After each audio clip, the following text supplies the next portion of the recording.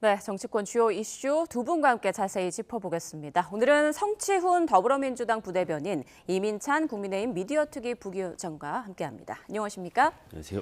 네, 지금 투표용지 부족 사태에 항의하는 송파 개표소 봉쇄 시위가 엿새째 이어지고 있습니다. 어제도 퇴근 시간 이후에 다시 인파가 몰려들었다고 하는데, 그런데 시위 양상이 지난 주말과 달라졌다는 얘기가 나오고 있습니다. 부정선거 구호가 다시 나오고 성조기도 다시 등장했다고 하는데 분위기 어떻게 봐야 할까요? 그러니까 부정선거론자들과 정말 참정권 침해 때문에 분노하는 이 2030 세대를 좀 분류를 해야 되는데요. 예. 주말에는 2030 세대가 좀 자유롭게 나올 수 있다 보니까 아무래도 뭐 성조기를 들지 말자, 그리고 구호도 재선거만 하자, 이런 좀 본인들만의 자정작용이 잘 이루어지는 것 같았는데, 그 친구들이 뭐 회사에 가야 되고 학교에 가야 되고 하다 보니까 이 평일 시위 때는 좀 말씀하신 것처럼 양상이 달라지는 걸로 알려져 있습니다. 예.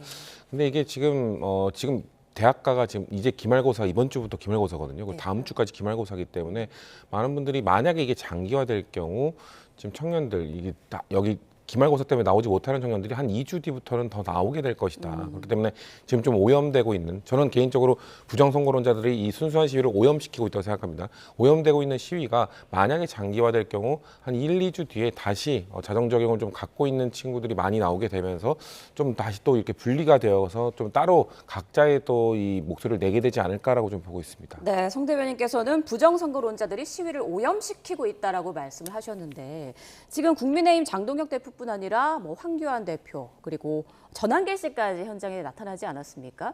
이런 강경 보수 성향의 사람들이 현장에 나타나는 것에 대해서 국민의힘에서는 어떻게 보고 있습니까? 국민의힘 의원들과 황교안 전 대표 그리고 전한길 씨랑 동일선상에서 비교하는 건 좀 엇나가지 않다고 생각을 해요. 왜냐하면 이 장동혁 대표가 최근에 현장에 방문했을 때 모자를 쓰고 본인의 신상을 드러내지 않으려고 노력했던 장면을 다 기억을 하실 겁니다. 그 이유는요, 그 2030의 뜻을 존중하겠다는 게 국민의힘의 의지입니다. 왜냐? 그분들이 그 정말 순수하게 참정권을 침해받은 이 부분에 대해서 분노해서 광장으로 나온 것입니다. 그런데 거기에 어떤 정치적 의도가 묻거나 어떤 사익을 추구하는 사람들의 의도가 묻는다면 그 순수성이 퇴색할 수밖에 없고 국민들로부터 배척당할 수밖에 없다는 걸 저희가 너무나도 잘 알고 있습니다.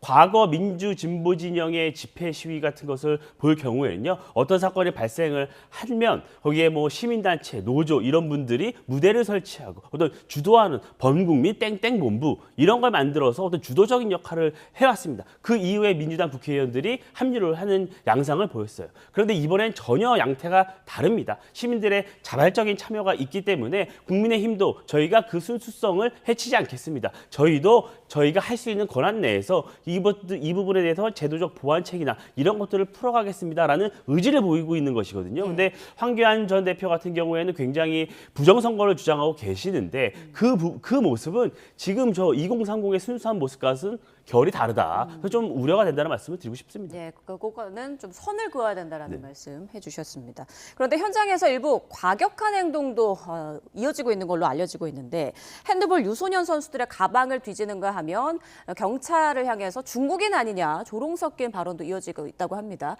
좀 이런 부분에 대해서는 어떻게 대응해야 한다고 보세요? 일단 전 그런 행동을 하는 분들은 제가 아까 두 가지 분류 나눠야 된다고 생각했는데, 순수한 분노로 나온 2030 세대와 부정선거론자들 중에 전 후자에 해당할 가능성이 매우 높다고 생각합니다. 왜냐하면 순수한 목적을 갖고 나온 친구들은, 2030 세대들은 본인들만의 규칙을 정해놓고 지키기 위해 엄청 노력을 하더라고요. 그러니까 구호도 부정선거라고 외치지 말자, 재선거만 외쳐야 된다. 그리고 성조기를 들지 말자, 순수하게 태극기만 들자. 그리고 세 번째가 네 번째에 있는 게 평화를 무조건 추구하자, 평화적으로 해야 된다. 이 얘기를 계속 내세우고 지키고 있기 때문에 그 친구들은 제가 알기로 이 시위를 한 다음에 쓰레기 한 톨 남기지 않으려고, 왜냐하면 책 잡히지 않기 위해서, 혹시나 본인들의 순수성을 의심받지 않기 위해서 그런 노력까지 하는 친구들이거든요. 그렇기 때문에 저는 이런 국민들께서 납득하기 어려운 행동을 하는 사람들은 100% 저는 부정선거론자들일 거라고 보고 있기 때문에, 특히나 지금 말씀하신 것처럼 중국 공안, 지금 사실 부정선거론자들의 그 이론적 바탕, 이론이라고 할 수 있을지 모르겠습니다. 주장의 바탕에는 중국이 개입돼 있다라는 얘기를 계속 하거든요. 그렇기 때문에 중국 공안으로 몰아가는 것 자체가 부정선거론자의 가능성이 매우 높다. 그런 분들은 저는 단호하게 경찰이 단속을 해야 되고 거기서 분리를 해야 된다. 시민들에게 피해를 주는 사람들, 권한도 없는데 단속을 하고 가방 검사를 하는 이런 분들에 대해서는 저는 공권력이 개입을 해야 된다고 생각하고 있습니다. 네. 자, 그런데 투표용지 부족 사태가 선관위의 기존 발표보다 훨씬 더 심각한 것으로 드러나는 분위기입니다. 투표용지 부족했던 투표소 당초 50곳으로 알려졌었는데 91곳으로 다시 바뀌었고요. 그리고 1000여 명의 선거인 명부가 누락된 곳도 있었고 심지어 전국 10여 곳의 사전투표 1, 2위 득표수가 동일했다. 또 이런 논란도 나왔습니다.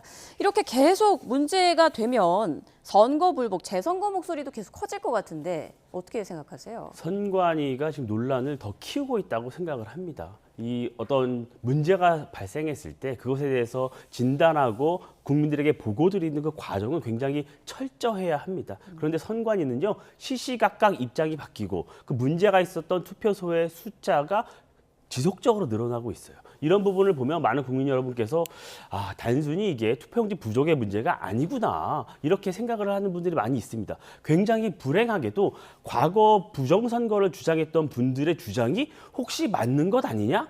이렇게까지 생각하시는 국민 여러분들이 점점 늘어나고 있습니다. 선관위가 이런 불신을 자초하고 있습니다. 그러면 이런 여러 가지 문제점, 논란이 불거졌을 때 그것을 녹여내고 광장의 목소리, 시민의 목소리를 담아서 제도적으로 보완하고 문제를 찾아내는 것은 정치권의 역할입니다. 그런데 이 정치권이 이 시민들의 목소리만큼 빠르게 대응을 하고 있는가? 이 부분은 좀 반성해야 할 대목이 있다고 생각을 합니다. 그렇기 때문에 선관위가 먼저 이 부분에 대해서는 본인들이 조금 더 단순히 발표하고 끝낼 문제가 아니라 지금까지 어떤 문제가 더 있었는지 이 부분을 좀 더 면밀히 들어보다 봐야 한다고 생각을 하고요. 네. 저는 조금 민주당에게 촉구하고 싶은 부분은요. 지금 이 민주당이 취하는 입장은 투표용지 부족이나 이런 제한된 부분에 대해서만 들여다보자는 입장으로 보입니다. 그런데 그럴 수가 없는 상황이 이미 됐어요. 이런 어떤 특정 선거구, 다수의 선거구에서 1, 2위 후보자의 득표수가 완전히 동일한 것들이 굉장히 많이 나오고 있습니다. 선관위는 우연의 일치라고 주장을 하고 있지만 많은 국민들께서는 이게 가능한가? 이런 우려를 하고 계십니다. 그렇기 때문에 저는 이번 국정조사 특검 반드시 필요하고 그 과정에서 이런 부분까지도 국민적 의혹을 불식시키는 차원에서 이런 의혹까지도 전부 들여다봐야 한다. 이렇게 말씀드립니다. 자, 그렇다면 오세훈 서울시장은 지금 재선거는 불필요하다라고 말을 하고 있는데 국민의힘 그리고 이 부원장께서는 재선거의 필요성에 대해서는 어떻게 생각하십니까? 이 전면적 재선거 이 부분은요 사법적 영역입니다. 그렇기 때문에 정치권이 주장한다고 전부 받아들여질 수는 없어요. 그러나 전면적 재선거를 주장하는 국민들도 분명히 계십니다. 그렇기 때문에 정치권은요 충분히 재선거로 가야 하는 어떤 법적 절차는 밟아둘 필요가 있습니다. 그러나 전면적 재선거가 현실적으로 어렵다는 여론이 굉장히 많아요. 왜냐하면 선거 결과에 영향을 줄 수 있다는 게 확인이 되어야 합니다. 그러나 다만 어떤 서울시장 선거나 이런 광역단체장의 전면적 재선거는 어려울 수 있겠지만 특정 선거구, 기초 광역의원 같은 경우에는 100표, 200표 차이로 굉장히 결과가 뒤집어질 수도 있는 사안입니다. 그렇기 때문에 이 부분에 대해서는 면밀히 따져서 사법적 판단에 따라서 일부 지역에 대해서는 재선거를 할 필요가 분명히 있을 수 있다. 네. 이 부분은 사법부에서 판단할 문제다라고 생각을 합니다. 네, 성 부대변인 의견도 좀 들어볼까요? 글쎄요, 사법적 영역이라고 해서 정치권이 그런 주장을 해도 될까요? 저는 사법적 영역이기 때문에 오히려 장동혁 대표처럼 전면 재선거를 주장하는 것은 매우 위험한 주장이라고 생각을 합니다. 오히려 정치권이 해야 될 일은 그런 주장을 하는 분들께 이런 것들은 불가능합니다. 이런 것들은 저희의 영역이 아닙니다라고 설명을 드려야 되고요. 그리고 말씀하신 1위 표차와 2위 표차가 다른 부분, 사실 부정선거론자들이 주장을 하고 있는 것은 그 표가 사전에 들어갈 때 투표하면 들어갈 때 조작이 된 게 아니라 그걸 카운팅하는 과정에서 조작이 있다라고 주장을 하고 있거든요. 자, 그러면은 제가 알기로는 이 해당 투표소 지금 그 1위와 2위가 관내 사전 투표가 똑같이 나온 투표소에 그 지역구를 두고 있는 국민의힘 당협위원장 분을 제가 얘기를 받아봤는데 네. 그분들이 다 참관인을 보내거든요. 개표 과정에서 본인이 참관인을 보냈는데 그 보냈던 참관인들이 그 똑같은 표가 나온 거기에 참관인들이 전혀 문제가 없었다고 얘기를 했다고 저도 들었어요. 그럼 국민의힘이 이 똑같이 표가 나온 곳에 참관인을 보낸 사람들을 확인을 한 다음에 우리가 참관인을 보내봤는데 개표 과정에는 문제가 없었다. 정말 우연의 일치다. 이런 것들은 너무 부정선거론으로 흐를 수 있으니 자제하시라라는 얘기를 해줘야 됩니다. 그런 얘기를 안 하고 자 이게 의혹이 있으니까 더 크게 해야 된다. 더 크게 조사를 해야 된다. 이렇게 주장하는 거는 정치권이 해야 될 일이 아니고요. 오히려 국민들이 갖고 있는 약간의 의구심을 더 증폭시킬 수 있는 저는 악영향을 미친다고 보기 때문에 정치권은 이럴 때일수록 자중해야 됩니다. 네, 재선거에 대한 두 분의 의견 들어봤고요. 지금 국정조사 요구서를 여야 나란히 제출했지만 뭐 대상이나 여러 세부적인 내용에 대해서는 양측 의견이 좀 갈리는 것 같습니다. 일단 국민의힘 일부에서는 국정조사 대상에 청와대와 대통령까지 포함시켜야 한다라고 하고 있고 장동혁 대표는 선관위 특검법도 얘기하고 있는데 국민의힘 입장 다시 한번 정리를 좀 해주시죠. 특검은 반드시 필요하다고 생각을 하고요. 그 대상을 좀 논의를 해봐야 되겠지만 정부도 책임에서 자유로울 수 없다는 입장은 명확합니다. 왜냐하면 행안부령에 보면요. 선거 관련 업무를 한다고 담당하는 부처라고 적시가 되어 있어요. 그 입장은 그렇다 보면 행안부가 이 선거 관련 업무를 지원을 했고 담당을 하는 정부 부처입니다. 그러면 이 투표지 부적 사태가 있었고 관리부실 문제가 굉장히 대두되고 있는 상황에서 정부는 아무런 책임이 없다? 이렇게 말할 수 있습니까? 저는 많은 국민들께서는 이 주장에는 동의하지 않을 거라고 생각을 해요. 그렇기 때문에 민주당은 꼬리 자르기 식으로 아니 선관위가 헌법기관이고 선관위만 담당 관련돼서 우리가 들여다보면 된다. 정부가 무슨 잘못이 있느냐라고 꼬리 자르기를 하고 있는데 저는 그게 국민적 시각에는 맞지 않는다고 생각을 합니다. 그러면 행안부는 관련 업무를 어떻게 했는지, 선관위에 어떤 협의를 했고 어떤 관련 업무를 했는지를 들여다보는 것도 차제해야 될 문제라고 생각합니다. 선관위에 대한 국민적 분노, 불신이 양상된 게 이번 단발성 문제가 아닙니다. 과거에 우리 잘 기억하시고 있지 않습니까? 3년 전에 가족, 부정채용 문제 굉장히 대두된 경우가 있습니다. 그때 민주당의 입장은 어땠죠? 그때 특검에서 들여다보자고 했을 때 동의하셨습니까? 이런 것들이 누적된 불신이 지금 터져나고 있는 겁니다. 그러면 앞으로 있을 수많은 선거에서 국민들께서 신뢰하고 선관위를 믿을 수 있도록 이번에 완벽하게 들여다보고 개선해야 될 부분은 개선을 해야 됩니다. 그러면 정부를 담당하고 있는 행안위조차도 그리고 정부조차도 자유로울 수 없다. 이번에 전부 다 들여다봐서 문제점을 고쳐내야 된다 하는 게 국민의힘의 입장입니다. 네, 민주당 반론도 들어보죠. 이 문제가 발생한 이유를 아셔야 되는 건데요. 선관위가 이 독립성이라는 방패막이 삼아서 계속해서 이렇게 뭔가 자정작용을 하지 못한 게 이런 사단까지 난 겁니다. 국정조사나 특검에 대해서는 민주당은 전혀 반대하는 입장을 갖고 있지 않고요. 네. 근데 이걸 청와대를 들여다봐야 된다. 청와대가 사실 여기에 개입할 수 없도록 그 선을 완벽하게 그어놨기 때문에 이 사단이 난 거잖아요. 만약에 개입을 할 수 있었다면 그러면 과거는요. 과거 정부는요. 과거 정부 보수 정부 때는 그러면 개입을 했습니까? 과거 보수 정부 때도 개입을 안 했다는 걸 저희는 알고 있기 때문에 이거는 청와대를 들여다볼 영역이 아니라 이걸 선관위를 정말 탈탈 털어야 된다라고 저희도 동의를 하고 있는 겁니다. 근데 이거를 정쟁화시켜서 저는 장동혁 대표가 이거를 마치 받아들일 수 없는 걸 제안해서 역시 집권 여당은 제안을 받아들이지 않는다. 그렇기 때문에 나는 당대표직을 계속 유지해야 된다라는 당권을 유지하기 위한 수단으로 악용하고 있다는 생각을 지울 수가 없어요. 그렇기 때문에 국민들께서 저는 오히려 이건 꼬리 자르기가 아닙니다. 왜냐하면 선관위와 행정부는 지금 다른 몸통이에요. 다른 몸통인데 어떻게 이게 꼬리 자르기입니까? 다른 몸으로 연결되어 있는 꼬리가 어떻게 연결되어 있습니까? 저는 불가능한 맞지 않는 이야기라고 생각하기 때문에 정말 이 사건을 보고 싶다고 한다면 지금 민주당이 제안하고 있는 특검, 그 특검 안에서 특검과 국정조사 그 안에서 선관위를 들여다보는 것 혹시나 우리가 제안한 거에 조금 더 부족한 부분이 있다면 그걸 제안하면 됩니다. 근데 그게 아니라 자꾸 청와대를 들여다봐야 된다. 그래야 되는 것이다. 그래야 청와대가 지금까지 뭘 잘못했는지 알 수 있다고 하는 거는 너무 이 문제를 정쟁화시키고 확대시키는 거라고 생각합니다. 장동혁 대표가 그 사퇴론을 막는 카드로 재선거를 이용하고 있다. 이런 말씀은 어떻게 생각하세요? 장동혁 대표의 사퇴가 이 재선거론을 주장하면 그게 다 해결이 될까요? 정치적으로? 저는 그거에 문제는 동의하지 않아요. 그 두 개는 전혀 다른 별개의 사안인 것이죠. 만약에요, 이 지방선거 국민의힘이 패배했습니다. 정치적으로 책임질 부분이 있다면 책임질 사람은 책임을 당연히 져야 됩니다. 어물쩍 넘어갈 수 없죠. 그런데 그 과정과 절차가 필요합니다. 민주당 역시도 지방선거에 대해서 그 결과에 대해서 납득지 않아 합니다. 그런데 책임지는 사람이 있습니까? 똑같은 거예요. 제 정당에서 필요한 절차가 있는 것이 당내 여론이 있는 것이. 그런데 만약에 장동혁 대표가 이 상황에서 이 선관위 부실 문제 자체를 문제 삼지 않는다면, 야당이 광장과 시민의 목소리를 담아내지 않는다면, 야당이 정치적으로 어려운 상황이라고 해서 그 목소리를 외면한다면 그것은 정당의 존재 이유가 없어진다고 생각을 하는 겁니다. 장동혁 대표의 정치적 입지, 현 상황 문제를 떠나서 이 선관위의 부실 문제만큼은 야당이 목소리를 내야 하는 당연한 문제이기 때문에 이 문제는 야당 당대표로서, 현직에 있는 야당 당대표로서는 당연히 이 문제를 공론화하고 대안 마련을 위해서 노력하는 건 굉장히 당연한 역할이다라고 생각합니다. 네, 투표용지 부족 사태. 네. 일단 우리 당 같은 경우는 지도부 중 이현주 최고위원이 책임지고 사퇴를 했고요. 장동혁 대표는 본인이 주장했던 기준, 작년 전당대회에 나오셨을 때 지방선거 패배하면 사퇴하겠다라고 얘기를 했었고 그 이후 인터뷰에서 그 선거의 기준, 승리의 기준은 서울시장 선거와 부산시장 선거다라고 본인 입으로 얘기했습니다.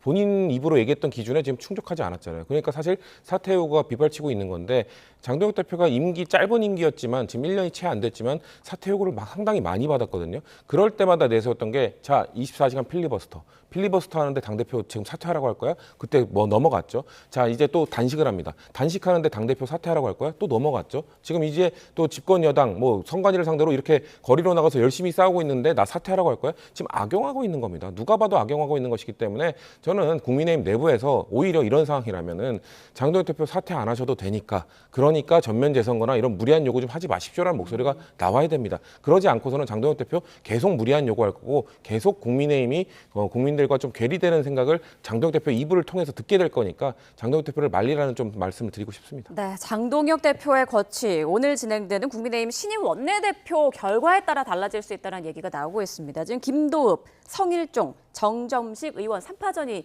펼쳐지는데 자, 지금 이 세 후보의 장 대표 거취에 대한 입장은 어떻습니까? 이 각기 좀 생각이 좀 다른 걸로 보여집니다. 예. 다만 이 세 분의 공통점이 있어요. 무리한 퇴진, 강제적인 퇴진은 옳지 않다라는 겁니다. 그 이유는 많은 국민 여러분들께서 이 지방선거에서 야당에게 경고장을 날려주신 거 맞습니다. 맞지만 또 다른 한 측면에선 기회를 주신 부분도 맞습니다. 오세훈 시장의 당선을 통해서 야당에게 제 역할을 하라는 기회를 주신 것도 맞아요. 근데 그 여론을 해석해 보면 야당이 왜 그렇게 너희들 안에서 싸우느냐, 내부 정비를 좀 잘해라 라는 여론도 만만치 않습니다. 장동혁 대표 지방선거에서 어떤 책임질 부분이 있다면 책임져야 한다는 여론이 당내에서 분명히 존재합니다. 그래서 이번 원내대표 경선에서 누군가 된다 하더라도 이 지도부의 거취 문제는 당내 총회를 모아서 어떤 절차에 따라서 진행될 문제지 강제적으로 어떤 과거와 같은 방식으로 진행되진 않을 것이다라는 말씀을 드리고 싶습니다. 한동훈 의원의 그 복당과 관련해서도 세 후보 모두 좀 빠른 복당에는 선을 그은 것 같더라고요. 왜냐면요, 한동훈 의원 같은 경우에는 예. 강한 팬덤이 있죠. 강한 팬덤이 있으면 작용이 있으면 반작용이 있습니다. 강한 안티도 또 있어요. 당 내에서는 한동훈 의원이 이번에 북구 갑 주민들의 선택을 받아서 의회에 입성은 했지만 아직 과거의 앙금이 남아있는 부분이 많습니다. 그렇기 때문에 본인이 어떤 의회 활동을 통해서 정치적인 모습을 보여주고 정치력을 입증을 해서 많은 상처받는 국민의힘 당원들에게 조금 더 다가가는 그 과정이 필요하다는 것으로 보여져요. 그리고 조금 있으면 이제 곧 총선 국면으로 들어갑니다. 네. 그러다 보면 국민의힘의 승리를 위해서 다양한 논의들이 분출될 수밖에 없어요. 그 과정에서 자연스럽게 하나가 된다면 보수가 하나 되는 모습, 그것이 유권자들, 많은 국민들께 오히려 다가가는 모습, 그 기회가 된다라고 판단을 하고 있는 게 아닌가 싶습니다. 그럼 짧은 답변 좀 부탁드리겠습니다. 세 후보 중 당내에서는 좀 어느 쪽에 무게가 실리는 것 같습니까? 글쎄 이제 원내대표 경선 같은 경우에는 정말 그 누구도 예측을 할 수 없기 때문에 많은 분들이 이런저런 가설을 통해서 답변을 주시는데 저는 그 예상이 많이 틀릴 수 있다. 이 정도까지 말씀드리겠습니다. 알겠습니다. 잠시 뒤에 결과를 좀 보도록 하고요. 민주당 상황도 보겠습니다. 어제 이재명 대통령 유럽 순방길에 항상 모습을 보이던 정청래 대표는 보이지 않았고요. 그 자리에 김민석 총리가 이 대통령과 나란히 걸었습니다. 이걸 보고 이 대통령이 김 총리를 당대표로 확실히 밀어주려는 것 아니냐 이런 얘기가 나오고 있는데요. 이 상황 좀 어떻게 보세요? 만약에 정청래 대표가 그 자리에 나가셨으면 언론에서는 어색한 기류가 흘렀는데요 라고 보도를 하시지 않았을까요? 그런 생각이 좀 들고요. 아무래도 지금 청와대 정식 입장은 중동 문제나 지금 선관위 문제나 지금 상황이 엄중하다 보니까 이런 상황 속에서 굳이 최소화시켰다라고 얘기를 하고 있고 김민석 국무총리 그럼 왜 왔느냐? 원래 이런 언론에서 지적하는 건 이거거든요. 원래 국무총리는 순방을 떠나실 때가 아니라 순방을 도착하실 때 보통 가는데 떠나실 때까지 간 이유는 뭐냐라고 하는데 이번에 우리가 알고 있다시피 이제 한성숙 차기 국무총리가 이제 지명이 됐습니다.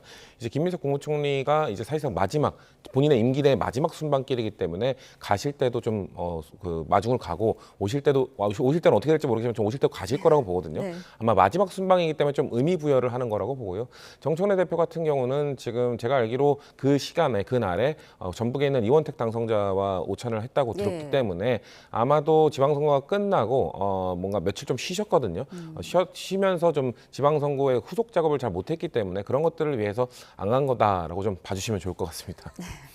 자, 이제 전당대회 날짜가 8월 17일로 정해지지 않았습니까? 이제 맞습니다. 전북을 찾은 정청래 대표가 전북 지역을 찾은 그 이후에도 관심이 쏠리는데 전북 지역 권리당원 표심 향방도 관심이잖아요. 좀 어떻게 볼 수 있을까요? 일단 권리당원이 전북에 20만이 넘는 걸로 알고 있고 호남이 30%가 넘습니다. 전체 당원 중에. 그렇기 때문에 상당히 호남의 민심이 차기 전당대회 향방을 가늠할 거라고 결정할 거라는 말씀들이 많죠. 근데 이번 선거에서 사실 전북에서 무소속 김관영 지사의 출마 그리고 40% 이상의 득표 그리고 호남에서의 좀 지금 현 지도부에 대한 반발 이런 것들이 사실 상당히 그 정청래 대표 입장에서 심각하게 다가왔을 겁니다. 그렇기 때문에 본인이 지금 민심을 좀 듣고 다닌다고 하는 게 아마도 호남 민심을 좀 듣고 다니고 있을 겁니다. 본인이 8월 전당대회 때 출마했을 때 연임이 정말 가능할 수치인지 아니면 정말 저항이나 1년에 대한 평가가 냉혹한지 이런 것들을 좀 듣는 과정이라고 보기 때문에 아마 정청래 대표가 정치를 오래 하셨기 때문에 호남 민심이 어떤지 본인이 진짜 할 수 있을지 없을지에 대한 판단을